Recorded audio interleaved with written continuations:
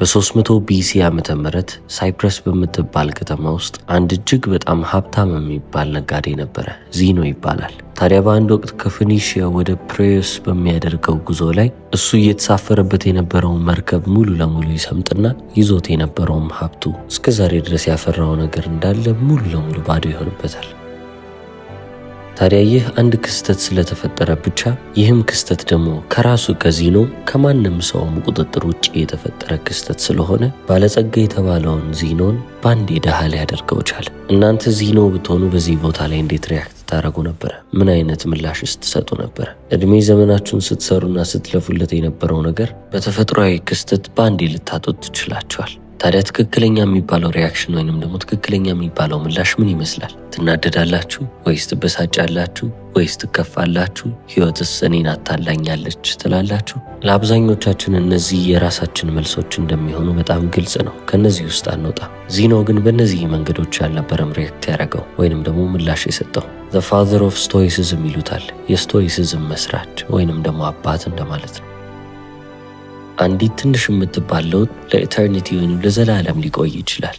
አመለካከታችሁን በትንሽም ቢሆን ቀይር ካደረጋችሁት በእድሜ ዘመናችሁ ስታልፉ በትልቁ እነዛን ለውጦች እየተመለከታችሁ ትመጣላችሁ። ታዲያ ስቶይሲዝምን እንዴት ዲፋይን እናደርገዋለን ወይንም የስቶይሲዝም መሰረቱ ምንድን ነው ብለን ከተመለከትን አክሴፕተንስ እና ኢንዲፍረንስ ነው። አክሴፕተንስ ነገሮችን እንደሆኑ አድርጋችሁ መቀበል ሲሆን ኢንዲፍረንስ ደግሞ በምንም አይነት ስሜት አለመሳብ ማለት ነው። ጥሩ ነገር ቢሆን ያው ናችሁ፣ መጥፎም ነገር ቢፈጠር ያው ሆናችኋል። ታዲያ ታሪክ እንደሚመሰክርልን ከሆነ ዚኖ ስቶይሲዝም የሚባልን ነገር ለዓለም አስተዋወቀ። ከዛም በኋላ እሱን እያስተማረ እንዳለፈ ይናል። ታዲያ ዚኖ እንደሚናገረውም ከሆነ በህይወታችን ውስጥ የሚፈጠሩትን ነገሮች መቆጣጠር ባንችልም እነዛ ነገሮች እኛ ላይ ከተፈጠሩ በኋላ ግን እኛን በምን አይነት መንገድ አፌክት ሊያደርጉን እንደሚችሉ በደንብ አድርገን ኮንትሮል ማድረግ ወይም መቆጣጠር እንደምንችል ይናገራል። ወተት ልንጠጣ አስበን ወተታችን ቢደፋብን ስለተደፋው ወተት እያሰብን ማልቀሳችን የወደፊት ህይወታችን የሚለውጥልን ነገር የለም። በዚኖ ህይወት ውስጥም የተፈጠረው ነገር ይሄ ነው። አንዴ በቃ መርከቢቷ ሰመጠች።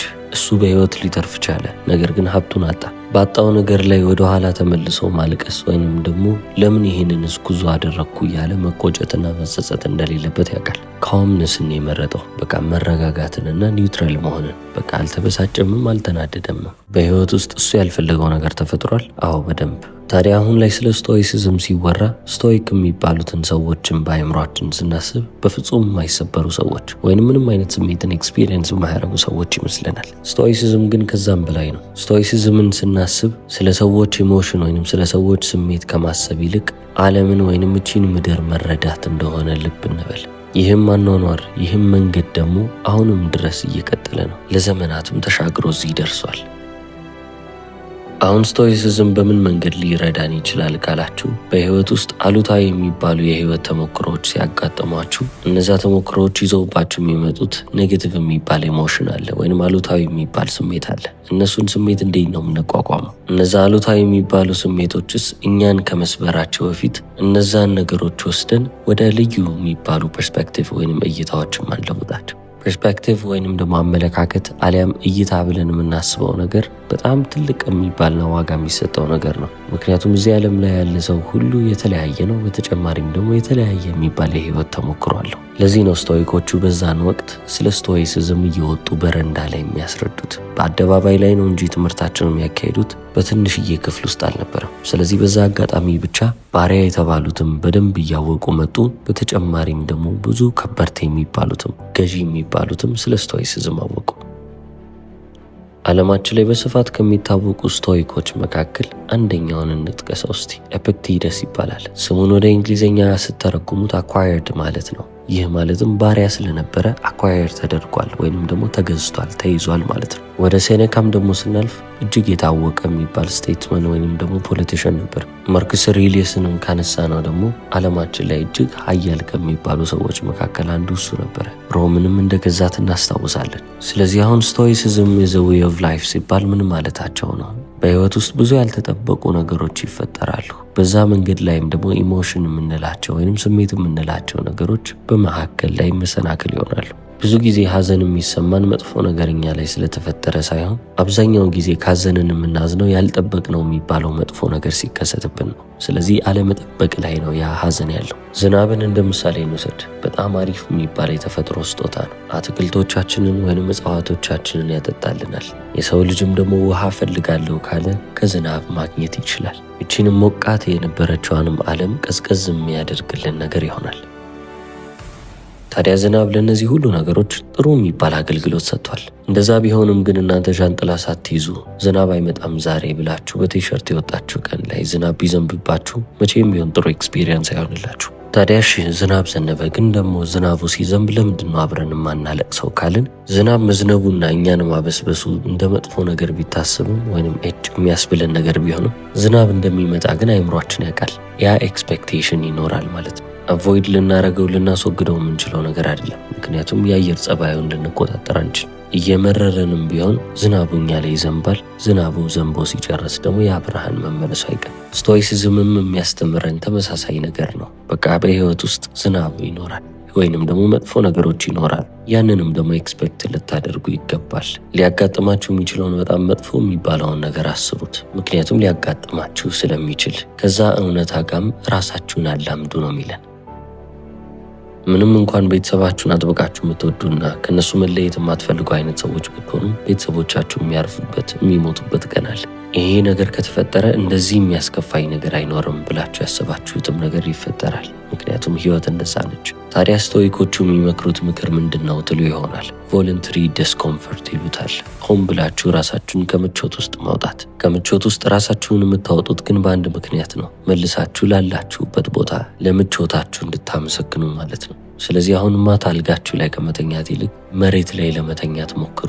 ከአንድ ጎን ወደ ሌላ ጎን ስትገላበጡ የመሬቱ ቅዝቃዜና አለመመቸቱ በደንብ ይረብሻችሁ። ጠዋት ተነስታችሁ በሞቀ ውሃ ሻወር የምትወስዱ ከሆነ ቀዝቀዝ አድርጉት። በቤታችሁ ውስጥ ብዙ የምትበሉት ምግብም ካለ እነዛን ምግቦች ለሌሎች ሰዎች ሰጥታችሁ እናንተ ለ3 ለ4 ቀን ድንች ብቻ እየበላችሁ አሉ። እንደነዚህ አይነት ተግባሮችን ስትተገብሩ ነው እንግዲህ ምን አይነት ጥሩ የሚባል ህይወት እስከዛሬ ስትኖሩ እንደነበረ ልብ የምትሉት። ማመስገን የሚባለውንም ነገር በደንብ ታውቁታላችሁ። ምንም አይነት መጥፎ ነገር ቢመጣም እነዛን ነገሮች ዘልቃችሁ የማለፍ እድሉ እንዳላችሁ አቅሙም እንዳላችሁ እያወቃችሁ ትመጣላችሁ። ያም የሆነው ግን ትክክለኛ የሚባል ማይንድሴት ካላችሁ።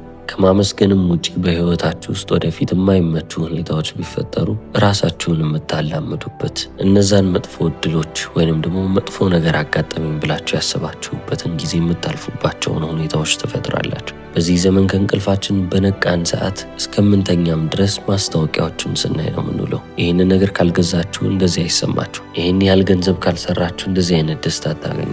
እንደዚህ አይነት ልብስ ካለበሳችሁ እንዲህ አይነት ስሜት አይሰማችሁ። እንደነዚህ አይነት ማስታወቂያዎችን እያየን ሁሌም ቢሆን የማያስፈልጉንን ቁሳቁሶች ለማባረር እንፈልጋለን።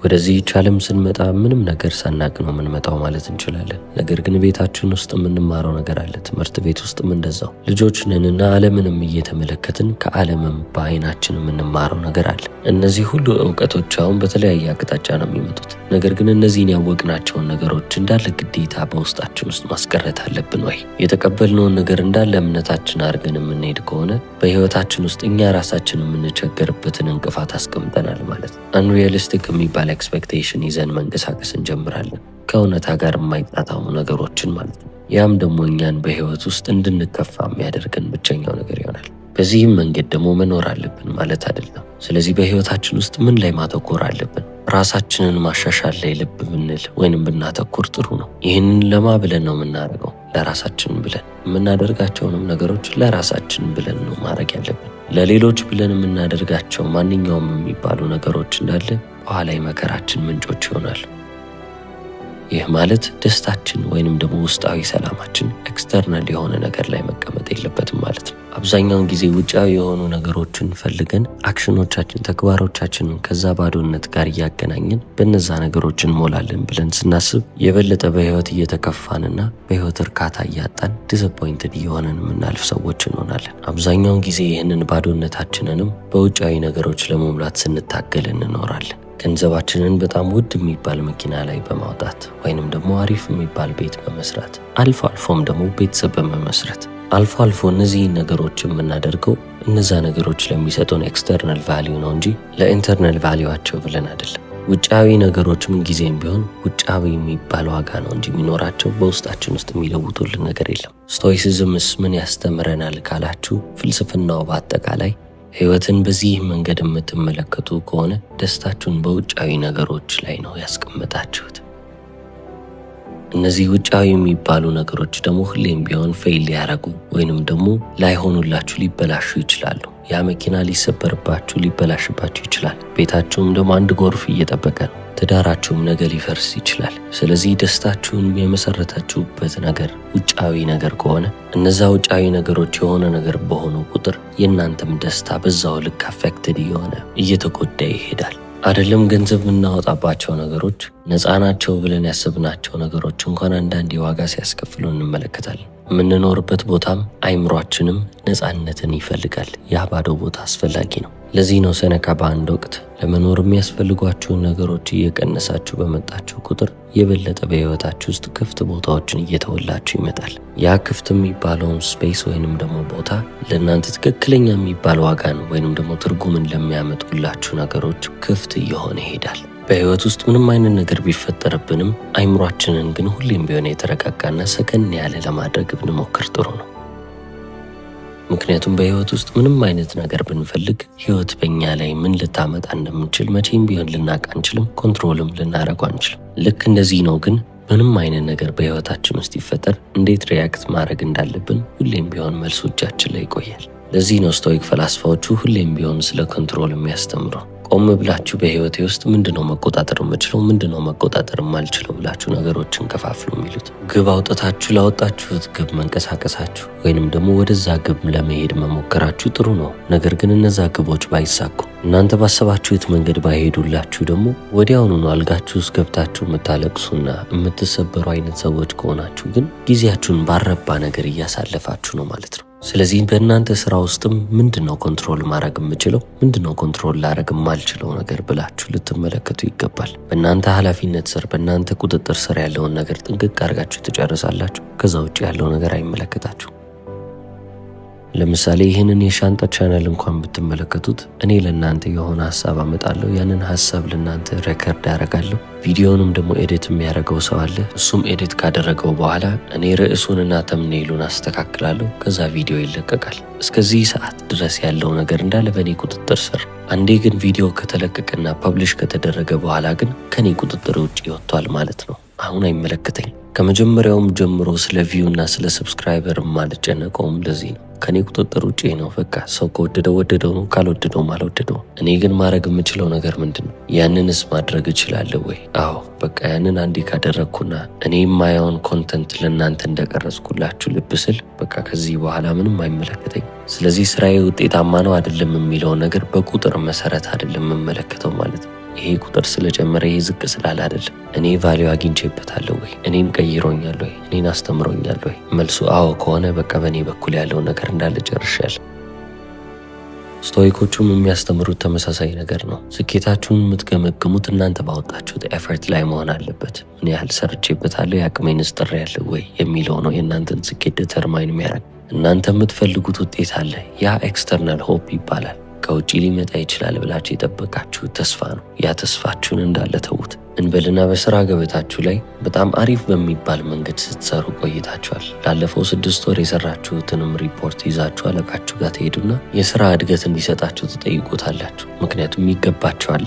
ነገር ግን አለቃችሁ ስለ ስራችሁ ያመሰግናችኋል። ነገር ግን ያንን የስራ እድገት አይሰጣችሁ። እኔ በቂ አይደለሁም በሚል ስሜት ተናዳችሁ ወደ ቤት ልትመለሱ ትችላላችሁ። ምክንያቱም ያንን የስራ እድገት የሚገባኝ ሰው አይደለሁም ብላችሁ እንድታስቡ ሊያረጋችሁ ይችላል። ነገር ግን አለቃዬ ዛሬ ጥሩ ሙድ ላይ አልነበረም፣ ወይንም ደግሞ ድርጅቱ ባሰቡት ፍጥነት እያደገላቸው አይደለም፣ ወይንም የስራ እድገት የመስጠት ሁኔታ ላይ አይደሉም፣ አሊያም ደግሞ ከኔ የተሻለ ሰው አለ ማለት ነው፣ ለዛ ሰው የስራ እድገት ሊሰጡት ይችላሉ ብላችሁ ግን አላስባችሁ። የራሳችሁን ፐርፎርመንስ ሪፖርት ተመልክታችሁ የሰራሁት ነገር በጣም ምርጥ ነው፣ በዚሁ ልቀጥል፣ እኔ ምን ቸገረኝ ካላችሁ የበለጠ ደስተኛ እየሆናችሁ ታልፉ ነበር። ግባችሁ አሁንም ድረስ አልተቀየረም፣ ነገር ግን ፖስፖን ተደረገ ወይንም ተራዘመ።